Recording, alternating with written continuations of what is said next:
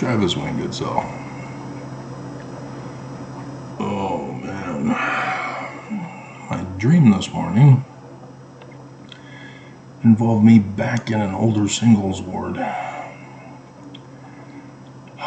You are never more alone than in a Mormon singles ward. Crowded Mormon singles ward. The more crowded, the more alone you are. Yesterday I was under attack. Apparently a third-party app was attacking me. None of the internet and computer security systems protect against third-party apps. That's why they created third-party apps, or apps for third parties to sneak into. And thanks to the destruction of net neutrality by Ajit Pai back in the day, that allows it to thrive.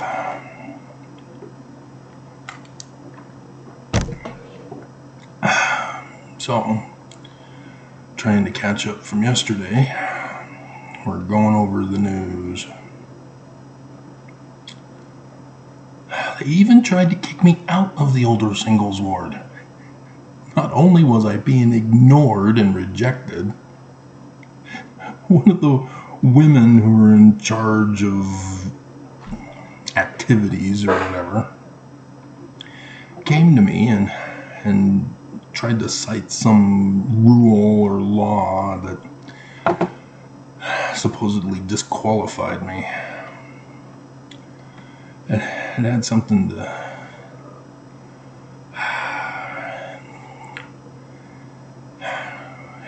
do with previous relationships, I think. Something like that. And so even though I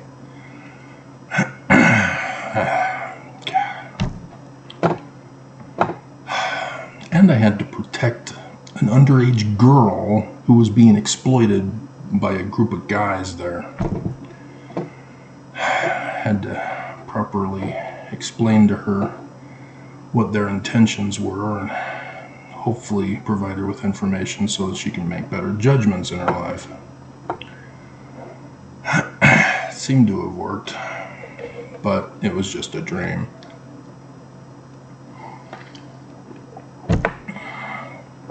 So, speaking of helping educate to make better judgments in their lives, church news. They're repeating the conference message from last week again. And this is what you have to pay attention to.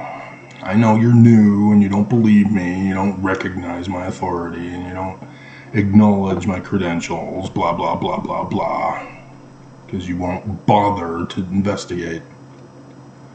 You want to jump to a hasty conclusion, make a hasty judgment that conforms to your preconceived biases. But for the past number of years, since 2017, when I would expose the church would respond by backpedaling, by making changes. The further changes to his 2019 temple text change was because of me. And I know you don't believe. You didn't follow me all these years. You weren't there in real time. You don't pay attention. But now we're in the final year.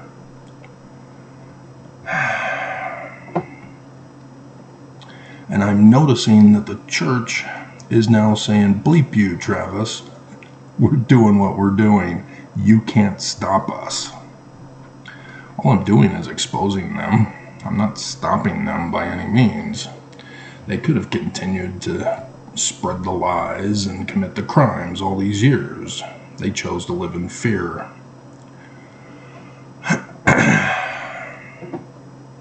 And then impact me on the algorithms of YouTube by silencing my voice so that you don't know who I am.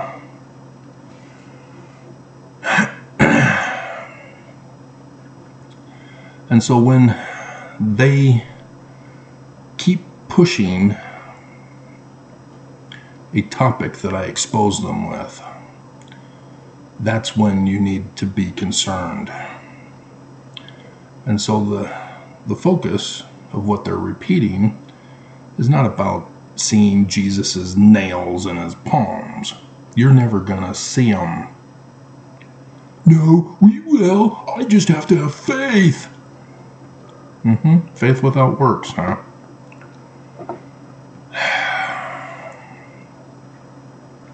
See, and they're even further abusing you by putting a tiny little girl who's touching him and looking at the hands. And she's smiling. She's not weeping that somebody had hurt him. That's a photographer error, but nonetheless. It's called a Hollywood liberty, where they don't follow the text of the book to make their movie. And since Hollywood is shut down permanently now, you're gonna resort to these older shows now, aren't you? But the one that you should be paying attention to, that they've refused to acknowledge me with, is President and Sister Oakes's young adult devotional that they gave earlier this year. It's still on the front page. That was way back in May.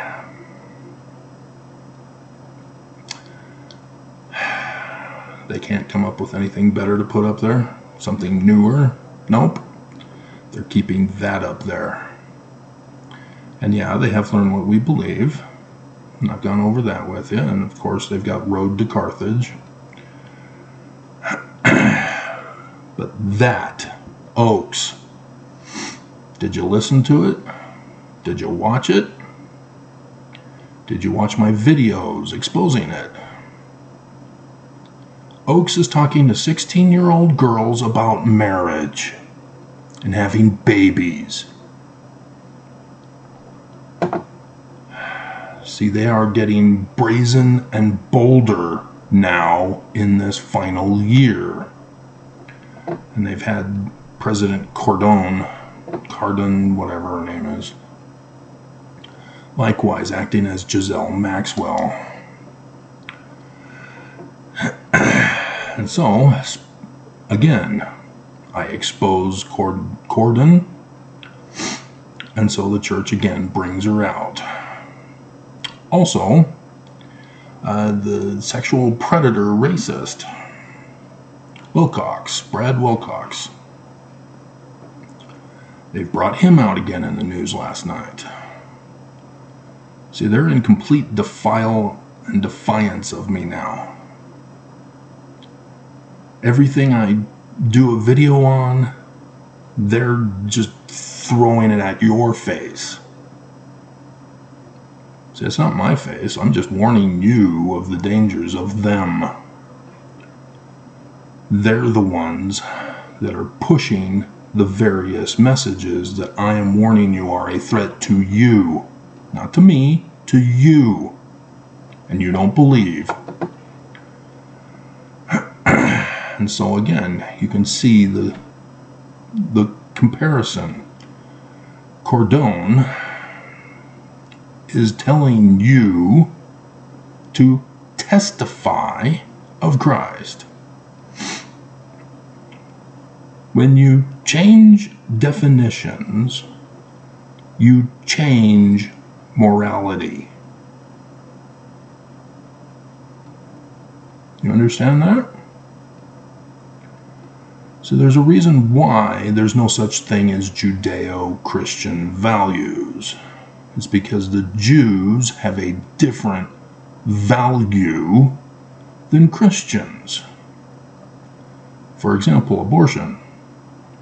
The Jews have no problem with abortion because a fetus is not a human being until it takes breath out of the womb. Christians, however, use the Jewish law to say thou shalt not kill to apply to a fetus in the womb, and thus kill the mother. It's not complicated. Christians hate women. They're sexist. The Church of Jesus Christ of Latter-day Saints is sexist.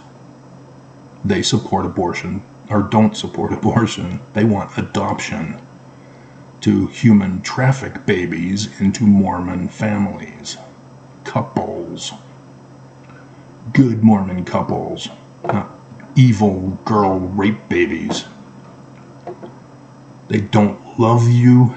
They don't like you. All women are tools for their purposes. And that's why this Relief Society president, it is so dense in the head. She doesn't realize she's being used by the patriarchal abusive authority. And so her little thing, testify of Christ.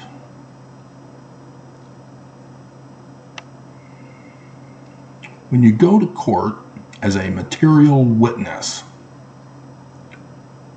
you testify to what you have physically experienced with the five senses that relates to the case. And yet, definitions have been changed for the church. For Christianity, it's understood. They have to change the definition because Constantine created Jesus and defined him in the creed as not real. He's a fake god, defined as such in the Nicene Creed. And here Mormons are saying, oh, no. He's not only not real, he's also real. Because he has a body of flesh and bones as tangible as man's, and little girls can smile seeing the wounds in him, rather than crying and giving him a hug. See how the morality has changed. See, now spiritual witness takes over and destroys scientific logic. And you become stupid. You become a tool for the church. You become a lamb getting ready for the bicentennial year of the slaughter.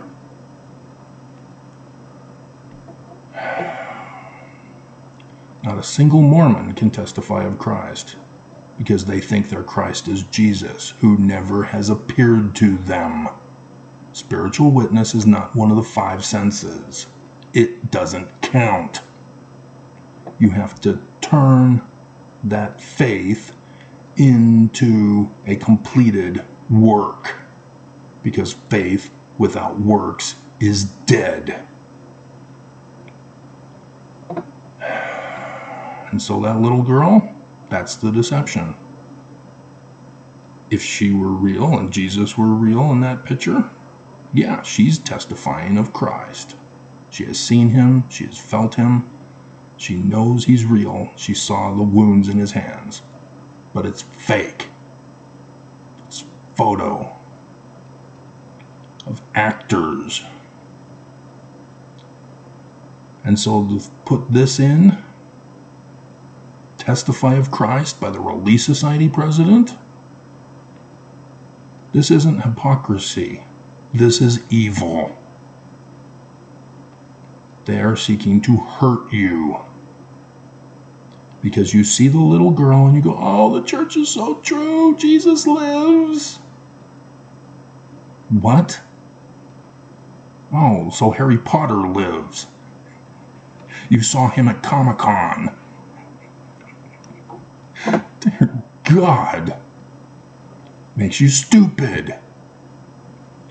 That makes you a sucker for what they're doing behind your back and what they're plotting to do to that little girl when she turns 11. As Oakes told you he would do to you. He's next in line to be the president.